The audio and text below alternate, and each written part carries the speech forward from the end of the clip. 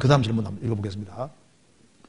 부모님께 전도하기 위해 자주 연락을 드려야 하고 잘해드려야 하는 것을 압니다.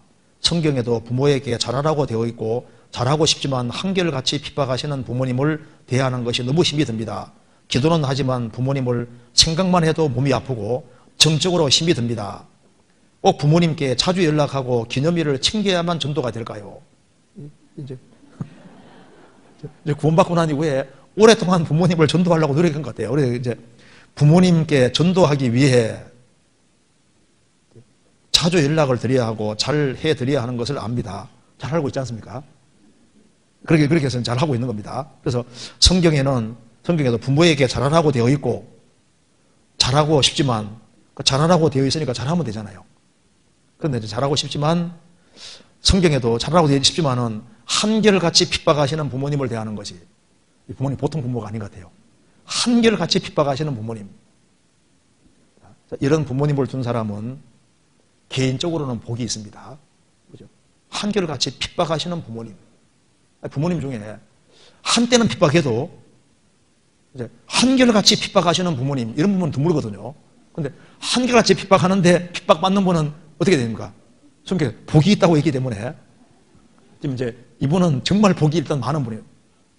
주님께서 보실 때 정말 복이 많은 분이라고 생각할 겁니다. 성경 마태복음 5장 보시겠습니다. 신비 들어가는 것보다 일단 기뻐하고 즐거워해야 된다고 주님 말씀하셨죠. 마태복음 5장 11절.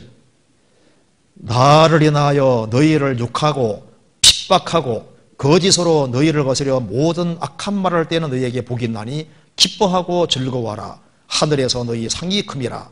너희 전에 있던 선지자들을 이같이 핍박하였느니라. 하늘에서 너희 상이 큼이라. 핍박을 받으면 상이 크니까 기뻐하고 즐거워하라. 어떤 분이 얘기합니다. 이 우주 안에서 은하계가 엄청 많은데 은하계 하나가 얼마나 크냐. 은하계가 크기가 얼른 잘 이해 안 되니까 캐나다와 미국과 멕시코 정도의 크기를 은하계라고 하면은 태양계는 이 정도랍니다. 태양계는 컵 하나 정도 크기랍니다. 그럼 은하계 얼마나 큰지 알겠지 않습니까? 근데 이런 은하계가 몇 개 있느냐? 1,000억 개 정도 있을 것이다. 그럼 구원받은 사람 숫자가 몇 명 정도 될까요? 핍박을 잘 참아냈으니까 은하계 한 개 가지라고 주면 좋겠죠. 아니, 그 정도만 주시겠어요? 그러니까 핍박하고 너희를 거스려 모든 악한 말을 할 때는 복이 있다. 그날에 기뻐하고 즐거워하라. 하늘에서 너희 상이 큼이라.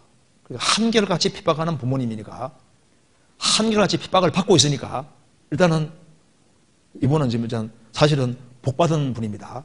그죠? 복을 엄청 많이 받고 있는 거예요. 상이 크다고 말입니다. 그래서 기도는 하지만 너무 힘이 덤벼냈는데 부모님 대하는 게 너무 힘이 들다. 우리가 말은 이렇게 했지만 힘들다는 말이 사실 맞습니다. 사람이 소원이 큰데 빨리 안 이루어지면 마음이 상하는 거예요.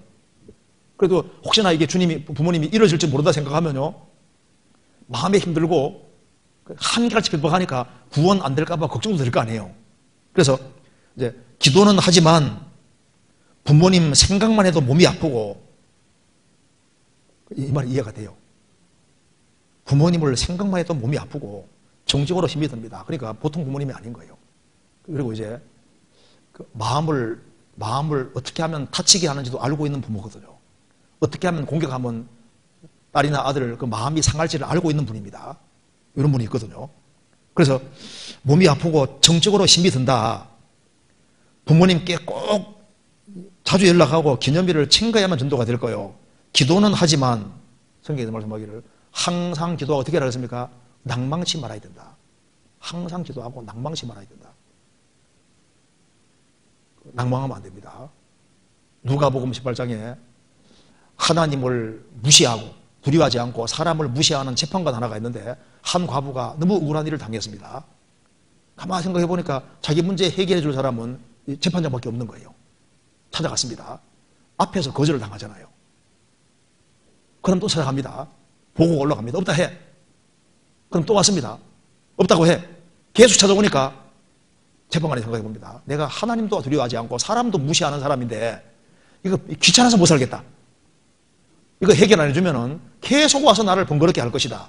들어오라고 해서 문제를 풀어줬다고 말입니다. 불의한 재판관의 말한 것을 들어라.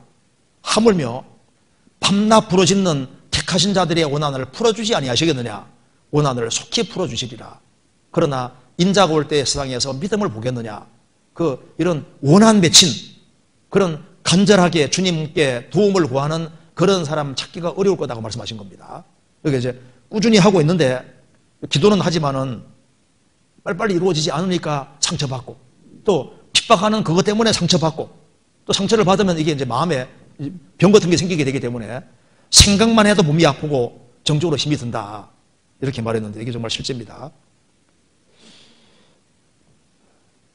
구원받은 지 정말 오래되신 분이고 심령이 정말 많이 상해 있습니다. 그래서 이제 이 작전을 다르게 짜고 싶을 거 아니에요.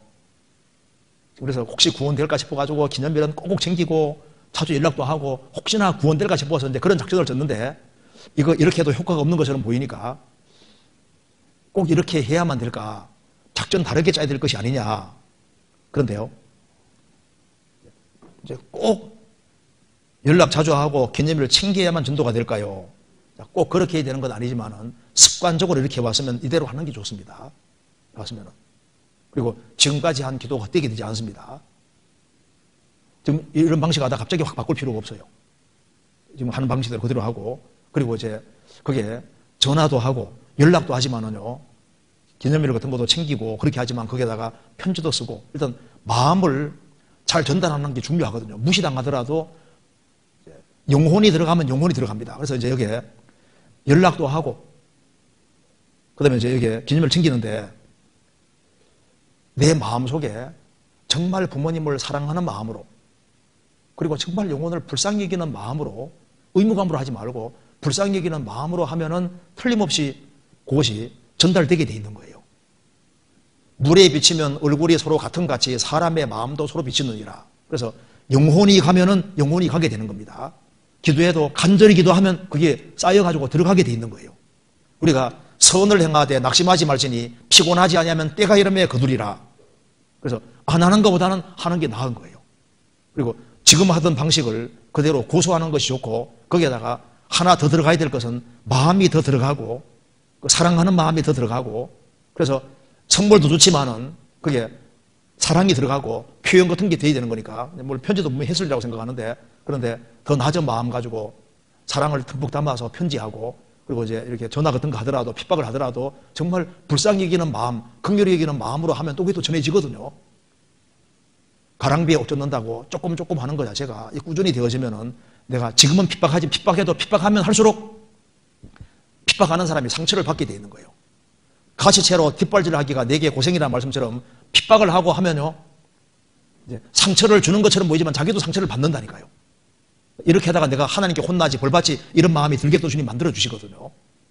그래서 핍박을 받는 사람만 상처받는 게 아니라 하는 사람도 상처를 받고 있는 거예요.